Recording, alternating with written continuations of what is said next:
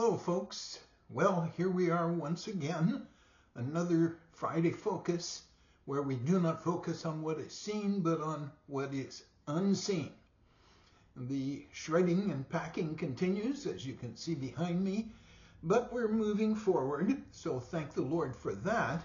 And I just want to say that as we do this, sometimes the stress can be a little difficult, but we are trusting the Lord. And I would encourage you, if you're going through some sort of stress, to trust the Lord. So can you believe that it's the 30th of January already? Wow, we're a whole month into the new year. Today, Friday Focus is looking at Psalm 82. 82. I call it From the Bench. There's no denying it. We live in an age obsessed with power. Every sphere of influence seeks to claim it. For some, it's addictive.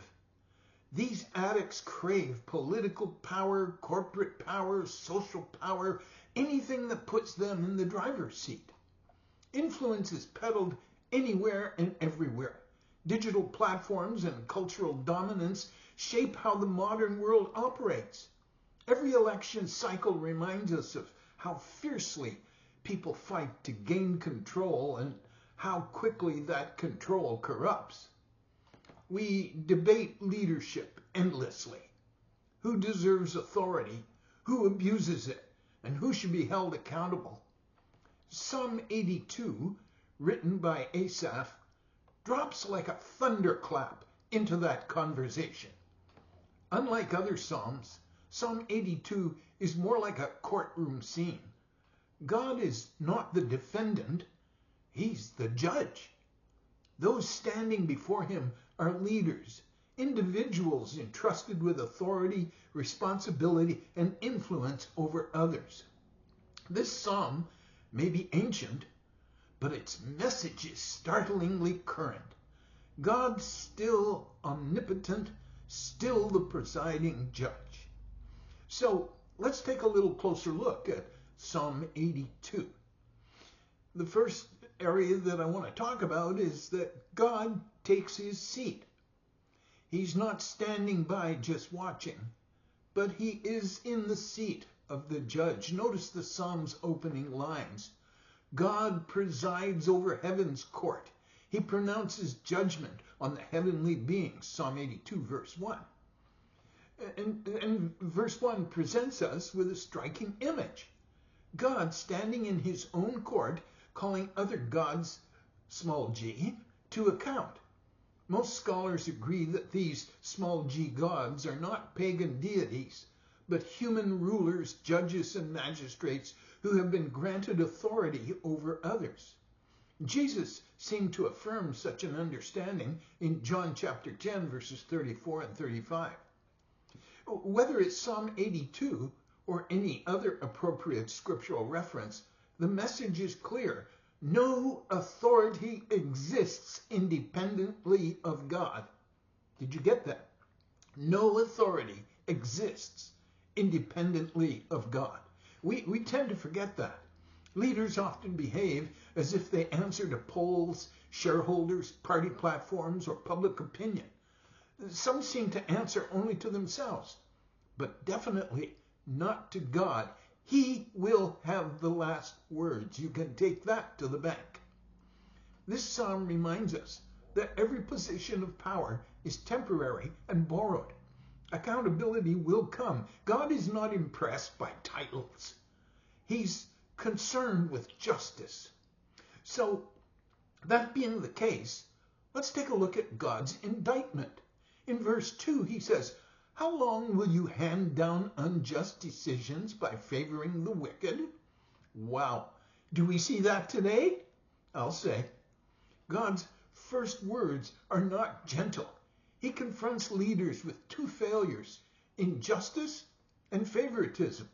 Instead of defending the vulnerable, they protect the powerful. Rather than fairness, they practice bias. Like I said, sound familiar? In our world, and yes, in our country, systems often favor those with wealth, connections, or influence. The poor, the weak, and the voiceless are pushed aside. But God also sees systemic injustice, not just personal sin. He sees it all, from A to Z. So, what's God's expectation? Well, that's what we're going to take a look at in a moment. If we read verses 3 and 4, this is what it says. Give justice to the poor and the orphan. Uphold the rights of the oppressed and the destitute. Rescue the poor and helpless. Deliver them from the grasp of evil people. This is not a suggestion. It's a mandate. Justice in God's economy is not passive. It requires action. What kind of action? Well, number one, to give justice means to intervene. Number two, to rescue means to step in at personal cost. And number three, to deliver means confronting evil, not ignoring it. Whether we hold public office or not, this still applies. Wherever we have influence, parenting, management, teaching, voting, mentoring, we are accountable for how we treat those with less power. So, what's the danger of ignorance? Well, we kind of see that in verse 5 of this psalm. But these oppressors know nothing. They are so ignorant they wander about in darkness, while the whole world is shaken to the core. Injustice is so destructive. When leaders lose moral clarity, society itself destabilizes. The foundations of the earth shake when truth is abandoned. It's present in moral confusion, cultural fragmentation, and distrust of institutions. When leaders refuse to acknowledge God's standards, darkness replaces wisdom. It seems that ignorance here is not a lack of information, but willful blindness. Remember Romans in chapter 1, verse 22, which says, claiming to be wise, they became utter fools? Well, God leaves us in his word with a sobering reminder. Where is it found? Well, it's in verses 6 and 7 of the psalm. And it says, I say, you are gods, you are all children of the Most High, but you will die like mere mortals and fall like every other ruler. Ooh, that's a harsh sentence, but it's one that God has every right to carry out. This is the heart of the Psalm's warning. God acknowledges that authority is real and significant. Leaders are children of the Most High, in the sense that they are entrusted with his work. We see that in Romans chapter 13, verse 1. But authority does not equal immortality. Power does not exempt anyone from judgment. Every ruler, judge, CEO, and influencer will one day stand on equal ground before God. So, as we move into 2026, fame may feel eternal, platforms appear permanent, but Psalm 82 reminds us that no human authority lasts forever. So can we make a personal application with this? I think so. It's easy to read Psalm 82 and think strictly about politicians or judges, but the psalm presses closer to home. Ask yourself a few questions, such as, how do I treat those who depend on me? Or do I show favoritism? How about this one, number 3? Do I ignore injustice because it's inconvenient? And number 4, do I use my influence to protect myself or to help others?